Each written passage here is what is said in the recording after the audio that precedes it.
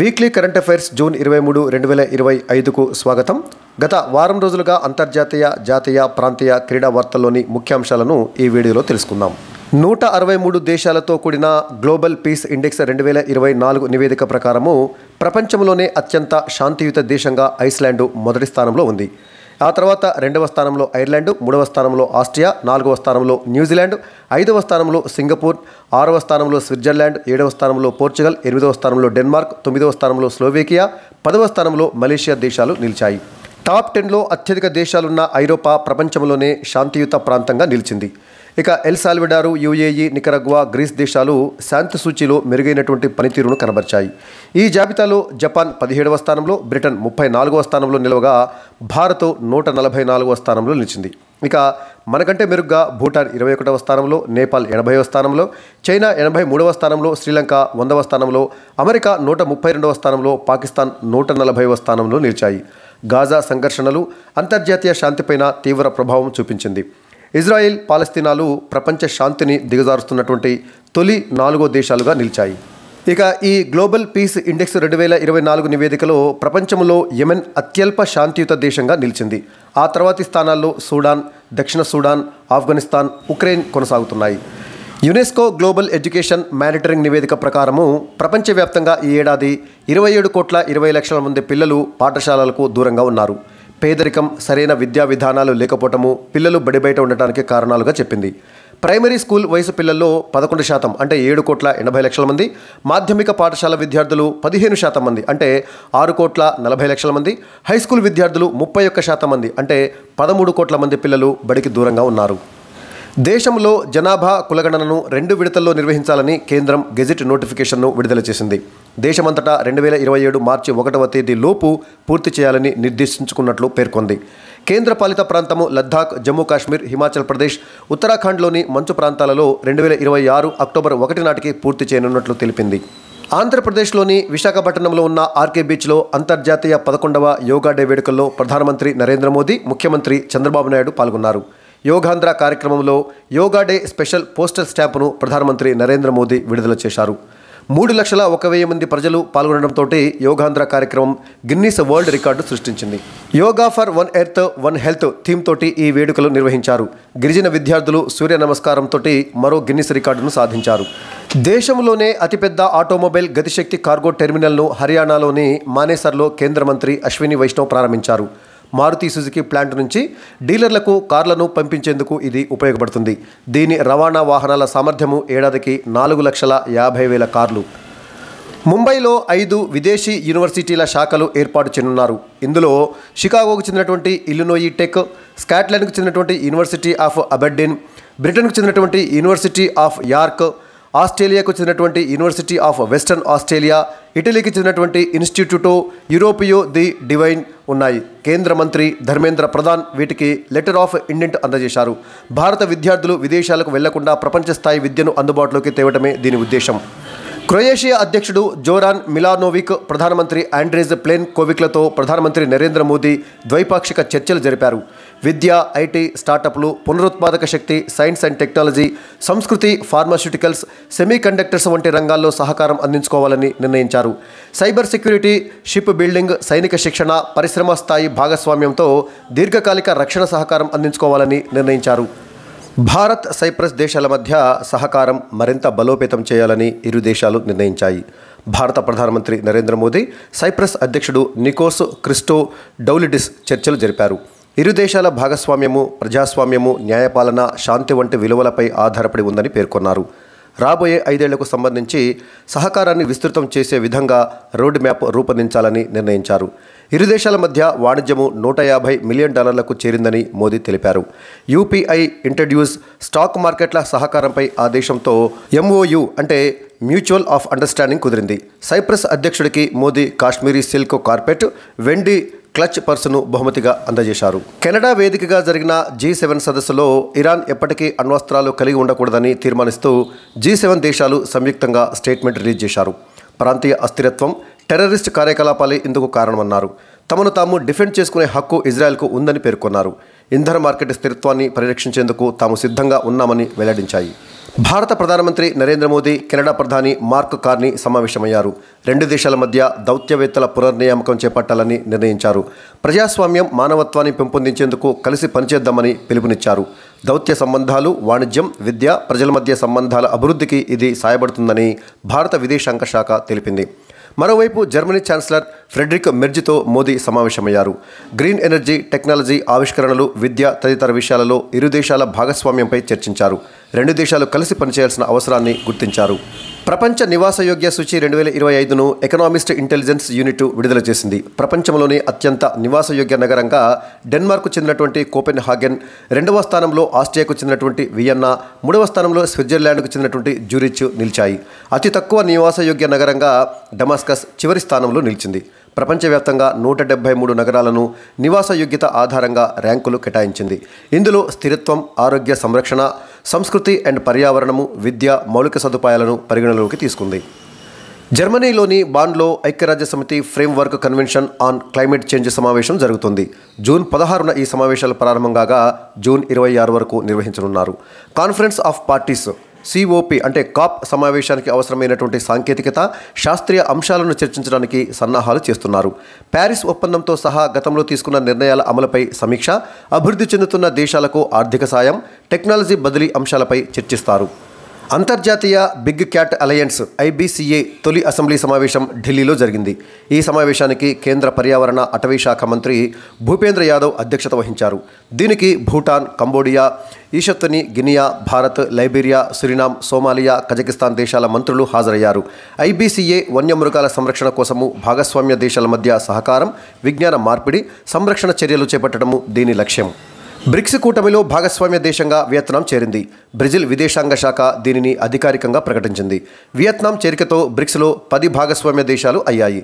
ప్రస్తుతము Vietnam, Belarus, Bolivia, Kazakhstan, Cuba, Malaysia, Nigeria, Thailand, ఉడంగా, ఉజ్బెకిస్తాన్లు ఉన్నాయి. Stockholm International Peace Research Institute అణ్వాయుధాల నిల్వలపై నివేదిక విడుదల చేసింది. జనవరి 2025 నాటికి భారత్ వద్ద 180, పాకిస్తాన్ వద్ద 172 అణ్వాయుధాలు ఉన్నట్లు తెలిపింది. చైనా వద్ద 600, ఇజ్రాయెల్ వద్ద 90, బ్రిటన్ వద్ద 225, ఫ్రాన్స్ వద్ద 290 ఉన్నట్లు వెల్లడించింది. అత్యధికంగా రష్యా వద్ద 5459, అమెరికా వద్ద 5177 అణ్వాయుధాలు ఉన్నట్లు పేర్కొంది. గాజా ప్రాంతంలో బేషరతుగా శాశ్వత కాల్పుల విరమణ, బందీల విడుదల కోరుతూ స్పెయిన్ ప్రవేశపెట్టిన తీర్మానంపై ఐక్యరాజ్యసమితి జనరల్ అసెంబ్లీ ఓటింగ్ నిర్వహించింది. తీర్మానానికి అనుకూలంగా 149 దేశాలు, వ్యతిరేకంగా అమెరికా, ఇజ్రాయెల్తో సహా 12 దేశాలు ఓటు వేశాయి. ఈ ఓటింగ్లో భారత్, అల్బేనియాతో సహా 19 దేశాలు పాల్గొనలేదు. న్యూఢిల్లీలో ఇండియా స్పేస్ కాంగ్రెస్ 2025 జూన్ 25 నుంచి 27 వరకు జరగనుంది. సాట్కామ్ ఇండస్ట్రీ అసోసియేషన్ ఇండియా దీనిని నిర్వహించనుంది. దేశంలో ప్రైవేటు అంతరిక్ష రంగ పురోగతి, ఎదుర్కొంటున్నటువంటి సవాళ్లు, అంతర్జాతీయ అంతరిక్ష సహకారంపై చర్చించనున్నారు. ఉత్తరప్రదేశ్లోని కుషీనగర్లో జూన్ 14న ఇస్రో చేపట్టిన తొలి రాకెట్ ప్రయోగం విజయవంతమైంది. ఉత్తరప్రదేశ్ చరిత్రలోనే ఇది మొదటి ఉపగ్రహ ప్రయోగం. ఈ ప్రయోగానికి థ్రస్ట్ టెక్ ఇండియా లిమిటెడ్ సహకారం అందించింది. ఈ ప్రయోగంతో ఇస్రో మరికొన్ని ప్రాంతాల్లో ప్రయోగాలు నిర్వహించేందుకు అవకాశం ఉంది. Asia development bank ADB Gujarat రాష్ట్రంలో నైపుణ్యాభివృద్ధి కార్యక్రమాలకు $109.97 మిలియన్ రుణాన్ని మంజూరు చేసింది. రాష్ట్ర కార్మిక, నైపుణ్యాభివృద్ధి, ఉపాధి శాఖ ఆధ్వర్యంలో దీనిని అమలు చేయనుంది. ఈ కార్యక్రమానికి గాంధీనగర్లోని స్కిల్ యూనివర్సిటీ సహకారం అందించనుంది. భవిష్యత్తు అవసరాలకు అనుగుణంగా నైపుణ్యం గల వ్యక్తులను తీర్చిదిద్దడం దీని లక్ష్యం. కేంద్ర ఆరోగ్య, కుటుంబ సంక్షేమ శాఖ నివేదిక ప్రకారం 2024లో దేశవ్యాప్తంగా వైద్య కాలేజీలలో మొత్తం 165 ర్యాగింగ్ కేసులు నమోదయ్యాయి. అత్యధికంగా ఉత్తరప్రదేశ్లో 33 కేసులు, బీహార్లో 17 కేసులు, రాజస్థాన్లో 15 కేసులు, మధ్యప్రదేశ్లో 12, మహారాష్ట్రలో 10 కేసులు నమోదయ్యాయి.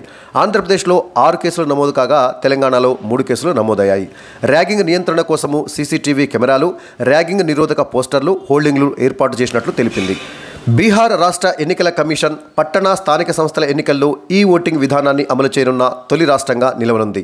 జూన్ 28న జరిగే మున్సిపల్, పట్టణ సంస్థల ఎన్నికల్లో ఈ విధానాన్ని అమలు చేయనుంది. ఈ విధానంలో ఓటర్లు ఆండ్రాయిడ్ ఆధారిత మొబైల్ యాప్ ద్వారా ఓటు వేయవచ్చు. 2 యాప్ల ద్వారా ఓటర్లు ఓటు వేయవచ్చు.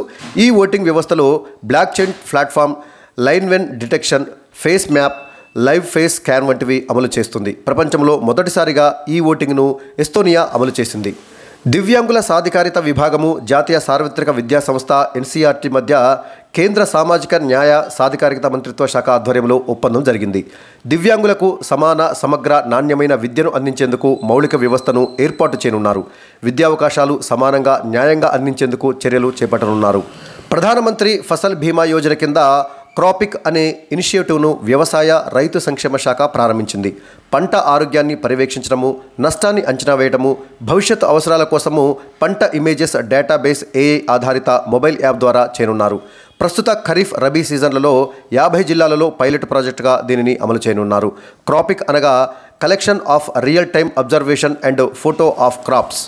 తెలంగాణ రాష్ట్ర రోడ్డు రవాణా సంస్థలో తొలి మహిళా డ్రైవర్గా సరిత బాధ్యతలు చేపట్టారు. ఇప్పటివరకు ఢిల్లీలో బస్ డ్రైవర్గా పనిచేసిన ఆమె దేశంలో ఈ ఘనత సాధించిన తొలి మహిళగా నిలిచారు. యాదాద్రి భువనగిరి జిల్లా సంస్థానారాయణపురం మండలము సీత్యా తండాకు చెందిన ఆమె కుటుంబ పరిస్థితుల దృష్ట్యా ప్రభుత్వానికి విజ్ఞప్తి చేయడంతో ఆర్టీసీలో జాబ్ వచ్చింది. బ్రహ్మోస్ ఎయిర్ స్పేస్ విస్తరణ కోసము హైదరాబాద్ను ఎంచుకోవాలని ముఖ్యమంత్రి రేవంత్ రెడ్డి కోరగా ఆ సంస్థ ప్రతినిధులు సానుకూలంగా స్పందించారు. డిఫెన్స్ కారిడార్ ఏర్పాటు చేసేందుకు హైదరాబాద్, బెంగళూరు అనుకూలమైనటువంటి ప్రాంతాలని ముఖ్యమంత్రి బ్రహ్మోస్ ఏరోస్పేస్ బృందానికి వివరించారు. పెట్టుబడులకు తెలంగాణ అనుకూలమైన ప్రదేశమని, ప్రభుత్వం వైపు నుంచి సహాయ సహకారాలు అందిస్తామన్నారు. తెలంగాణ రాష్ట్రాన్ని డ్రగ్స్ రహితంగా మార్చేందుకు ఆపరేషన్ సంకల్ప కార్యక్రమాన్ని తెలంగాణ యాంటీ నార్కోటిక్స్ బ్యూరో ప్రారంభించింది. ఇందులో movie artists association, Telangana academy for skill and knowledge భాగస్వామ్య సంస్థలుగా ఉన్నాయి. డ్రగ్స్ దుర్వినియోగంపై అవగాహన, యువతలో పెరుగుతున్న డ్రగ్స్ వాడకాన్ని తగ్గించడం దీని లక్ష్యం. ప్రపంచ ఆర్థిక వేదిక, ఏపీ ప్రభుత్వం మధ్య ఒప్పందం జరిగింది. ఒప్పందంలో భాగంగా భారత్లో తొలి థీమాటిక్ సెంటర్ను అమరావతిలో ఏర్పాటు చేయనున్నారు. Centre for the 4th industrial revolution network కింద ఈ సెంటర్ ఏర్పాటు చేయనున్నారు. థీమాటిక్ సెంటర్లో సైబర్ భద్రత, శక్తి రంగాల్లో నూతన ఆవిష్కరణలపై దృష్టి సారిస్తారు. Clean energy, AI, cyber security రంగాల్లో ఏపీని బలోపేతం చేయనున్నారు. నల్సార్ యూనివర్సిటీతో తెలంగాణ సైబర్ సెక్యూరిటీ బ్యూరో అవగాహన ఒప్పందం చేసుకుంది. సైబర్ సెక్యూరిటీ బ్యూరో సిబ్బందికి సైబర్ చట్టాలపై అవగాహన కల్పించడంతో పాటు విధానాల రూపకల్పనలో పరిశోధన, సైబర్ ఫోరెన్సిక్ సామర్థ్యం పెంపొందించనున్నారు. అంతేకాదు సైబర్ చట్టాలు, అందులోని లోపాలపై అధ్యయనం చేస్తారు. దర్యాప్తు అధికారులకు శిక్షణ ఇస్తారు. కేంద్ర ప్రభుత్వము ఒకే జిల్లా ఒక ఉత్పత్తి కింద చీరాల కుప్పడం పట్టు చీరకు జాతీయ స్థాయిలో గుర్తింపు లభించింది. ఈ చీరలకు జాతీయ అవార్డు లభించింది. దీంతో జాతీయ మార్కెట్లో కుప్పడం చీరలు ప్రత్యేకతను సంతరించుకోబోతున్నాయి. అరుణాచల్ ప్రదేశ్కు చెందిన మహిళా బాడీ బిల్డర్ హిలాంగ్ యాజిక్ చరిత్ర సృష్టించారు. భూటాన్లో జరిగిన 15వ South Asian body building and physique sports ఛాంపియన్షిప్లో గోల్డ్, బ్రాంజ్ మెడల్స్ సాధించారు. ఆ రాష్ట్రం నుంచి అంతర్జాతీయ స్థాయిలో ఓవరాల్గా గోల్డ్ మెడల్ సాధించినటువంటి తొలి ఫీమేల్ అథ్లెట్గా నిలిచారు.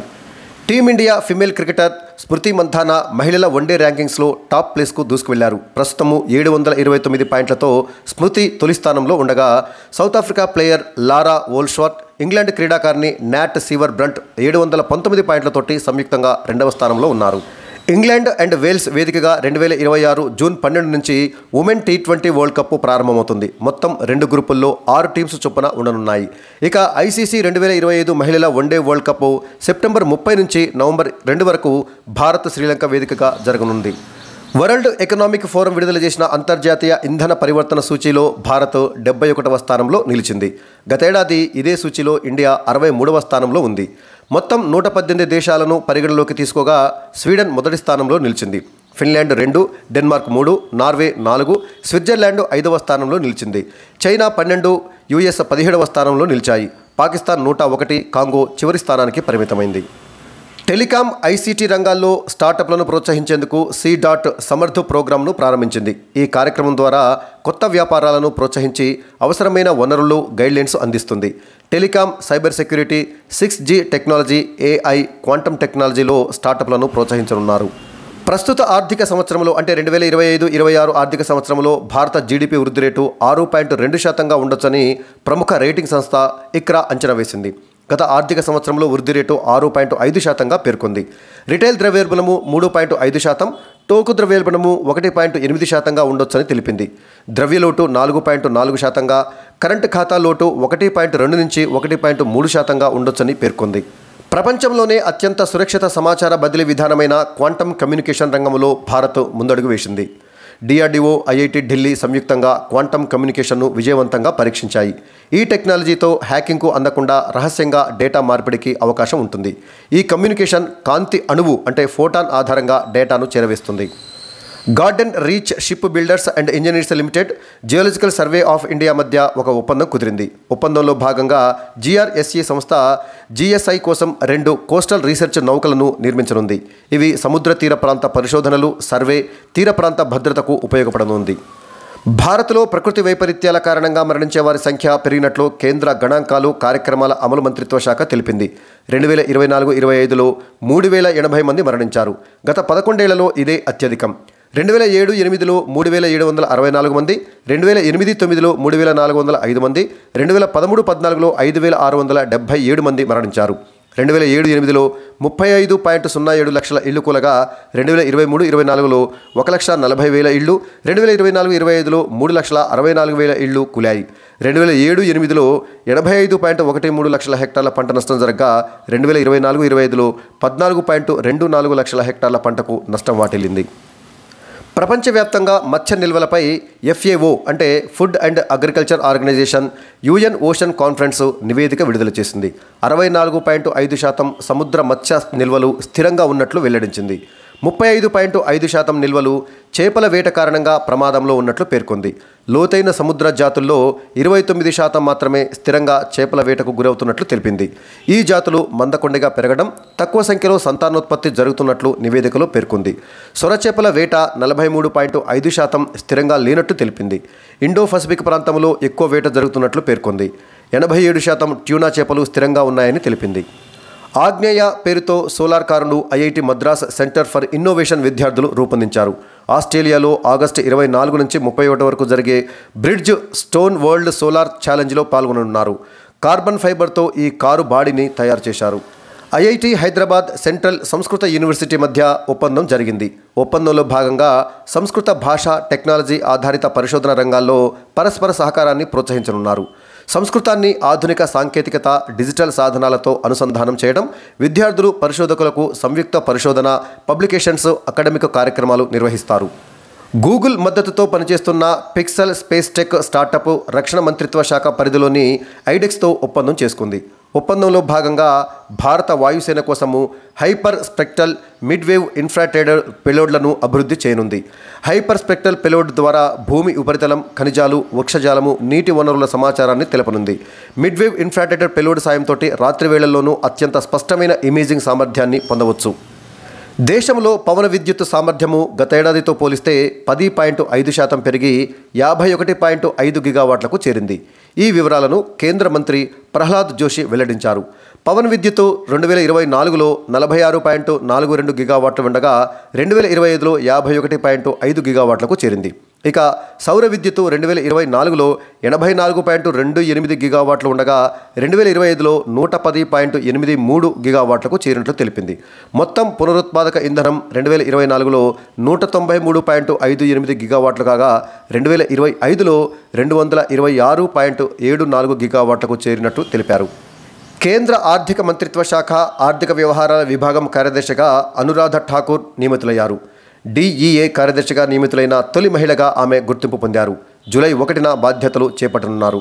ప్రస్తుతము ఈ పదవిలో అజయ్ సేథ్ ఉన్నారు. సౌదీ అరేబియాలోని రియాద్ కేంద్రంగా ఈ స్పోర్ట్స్ ప్రపంచ కప్ 2025 మెగా ఈవెంట్కు football player Cristiano Ronaldo global అంబాసిడర్గా నియమితులయ్యారు. జూలై 7 నుంచి ఆగస్టు 24 వరకు ఈ ఈవెంటు జరగనుంది. ప్రపంచ పారా అథ్లెటిక్స్ ఛాంపియన్షిప్ 2025కు ప్రముఖ నటి, పార్లమెంటు సభ్యురాలు కంగనా రనౌత్ బ్రాండ్ అంబాసిడర్గా నియమితులయ్యారు. ఈ క్రీడలు న్యూఢిల్లీ వేదికగా సెప్టెంబర్ 26 నుంచి అక్టోబర్ 5, 2025 వరకు జరగనున్నాయి. ప్రముఖ గేయ రచయిత, కవి జావేద్ అఖ్తర్కు రష్యా అత్యున్నత సాహిత్య పురస్కారం దోస్తోవ్స్కీ స్టార్ లభించింది. ముంబైలోని రష్యా హౌస్లో దీనిని అందజేశారు. సాహిత్య వారసత్వ పరిరక్షణలో ఆయన చేసిన సేవలకు గుర్తింపుగా ఈ అవార్డు లభించింది. ఈ అవార్డు అందుకున్న మొదటి భారతీయుడిగా ఆయన నిలిచారు. డాక్టర్ గంగిశెట్టి శివకుమార్ రాసిన కబుర్ల దేవతకు కేంద్ర సాహిత్య అకాడమీ బాల సాహిత్య పురస్కారం ప్రకటించింది. ప్రసాద్ సూరి రచించిన మైరావణకు యువ సాహిత్య పురస్కారం లభించింది. 2025 సంవత్సరానికి గాను కేంద్ర సాహిత్య అకాడమీ 24 భాషల్లో బాల సాహిత్య పురస్కారాలను, 23 భాషల్లో యువ సాహిత్య పురస్కారాలను ప్రకటించింది. డోగ్రీ భాషకు అవార్డును ప్రకటించలేదు. ఇరాన్, ఇజ్రాయెల్ మధ్య యుద్ధంలో భారతీయులను ఇక్కడికి తీసుకురావడానికి కేంద్రం చేపట్టినటువంటి చర్య operation Sindhu. Billie Jean King award భారత టెన్నిస్ ప్లేయర్ శ్రీవల్లికి లభించింది. QS ప్రపంచ ర్యాంకింగ్స్లో తెలంగాణ నుంచి చోటు దక్కించుకున్న విద్యాసంస్థలు IIT Hyderabad, HCU, Osmania university. 16వ ఆర్థిక సంఘానికి పార్ట్ టైం సభ్యుడిగా ఇటీవల నియమితులైనది టి. రవిశంకర్. ఇరాన్ అణుస్థావరాలపై దాడులు చేసేందుకు ఇజ్రాయెల్ చేపట్టిన ఆపరేషన్ రైజింగ్ లయన్. 2030 నాటికి భారత్లో సోలార్ వ్యర్థాలు 34,600 టన్నులు ఉండే అవకాశం ఉంది. అసోంలో పరిశోధన విద్యార్థులకు ఆర్థిక సాయం అందించేందుకు ప్రారంభించిన పథకం Mukhyamantri Jeevan Anupreran scheme. Passion fruit processing యంత్రాలను భారత్ సీడ్స్ ఇనిషియేటివ్ కింద సురినామ్ దేశానికి పంపిణీ చేసింది. అవినీతి ఆరోపణలు నిరూపణం కావడంతో ఫ్రాన్స్ మాజీ అధ్యక్షుడు నికోలస్ సర్కోజీకి ఇచ్చినటువంటి లీజియన్ ఆఫ్ ఆనర్ గౌరవాన్ని రద్దు చేశారు. Srimanta Sankardeva award 2023 classical dancer doctor Sonal మాన్సింగ్కు లభించింది. అల్టిమేట్ టేబుల్ టెన్నిస్ 2025 విజేత యు ముంబా జట్టు. దేశీయ పర్యాటకుల కోసము షిష్కిలా పాస్ వద్ద అనుమతులు అవసరం లేదని హిమాచల్ ప్రభుత్వము తెలిపింది. 2026 సంవత్సరాన్ని ఐక్యరాజ్యసమితి అంతర్జాతీయ మహిళా రైతు సంవత్సరంగా ప్రకటించింది. ఇటీవల ఇండోనేషియాలో బద్దలైనటువంటి అగ్నిపర్వతము లెవో టోకి లకి భారత రచయిత్రి శాలిని మలిక్ రచించిన ది వే హోమ్ నవలకు IGF ఆర్చర్ అమీష్ అవార్డు లభించింది. పిల్లల హక్కులపై అవగాహన కల్పించేందుకు కేరళ రాష్ట్ర బాలల హక్కుల పరిరక్షణ కమిషన్ ప్రారంభించినటువంటి రేడియో స్టేషన్ నెల్లిక. ఫోర్బ్స్ బిలియనీర్స్ జాబితాలో తొలి స్థానంలో మస్క్, 2వ స్థానంలో లారీ ఎల్లిస్, 3వ స్థానంలో జెఫ్ బోజెస్ నిలిచారు. 2025 సికిల్ సెల్ ఎనీమియా డే. దీనిని జూన్ 19న నిర్వహించారు. దీని యొక్క theme empowering communities for effective self advocacy. Hormuz జలసంధి పర్షియన్ గల్ఫ్ అరేబియా సముద్రాన్ని కలిపేటటువంటి మార్గం. ఇక ఫ్లోరైడ్ ఐరన్ను శుద్ధి చేసేటటువంటి వ్యవస్థను అభివృద్ధి చేసింది IIT Guwahati. QS world university ర్యాంకింగ్స్లో భారత్ నుంచి 54 విద్యా సంస్థలు చోటు దక్కించుకోగా మెరుగైనటువంటి ర్యాంకును సాధించింది IIT ఢిల్లీ. ఇది 123వ స్థానంలో ఉంది. ఇక దేశంలో అతిపెద్ద నౌకాశ్రయము వాధ్వాన్ పోర్టు మహారాష్ట్రలోని పాల్ఘర్ జిల్లాలో నిర్మిస్తున్నారు. ఫ్రాన్స్ అధ్యక్షుడు ఇమ్మాన్యుయల్ మెక్రాన్కు ప్రధానమంత్రి నరేంద్ర మోదీ అందించిన బహుమతి డోక్రా నంది. కోనార్క్ చక్రం నమూనాను ప్రధానమంత్రి Narendra Modi Germany chancellor Friedrich మెర్జ్కి ఇచ్చారు. కొల్హాపురి వెండి కుండను మోదీ ఆస్ట్రేలియా ప్రధాని యాంటోనీ అల్బనీస్కు అందించారు. గూగుల్ సేఫ్టీ ఇంజనీరింగ్ సెంటర్ను హైదరాబాద్లో ప్రారంభించారు. Global institute of good governance ఏర్పాటు కోసము ఆంధ్రప్రదేశ్ ప్రభుత్వము Tony Blair institute of global change తోటి ఒప్పందం కుదుర్చుకుంది. ఇవి గత వారం రోజులుగా అంతర్జాతీయ, జాతీయ, ప్రాంతీయ క్రీడా వార్తల్లోని ముఖ్యాంశాలు. ఈ వీడియో మీకు నచ్చినట్లయితే లైక్ చేయండి, షేర్ చేయండి. నా ఛానల్ని సబ్స్క్రైబ్ చేసుకొని మిత్రులు ఎవరైనా ఉన్నట్లయితే సబ్స్క్రైబ్ చేసుకోవాల్సిందిగా కోరుకుంటూ మరొక మంచి వీడియోతోటి మళ్ళీ కలుద్దాం. అప్పటి వరకు సెలవు. నమస్తే.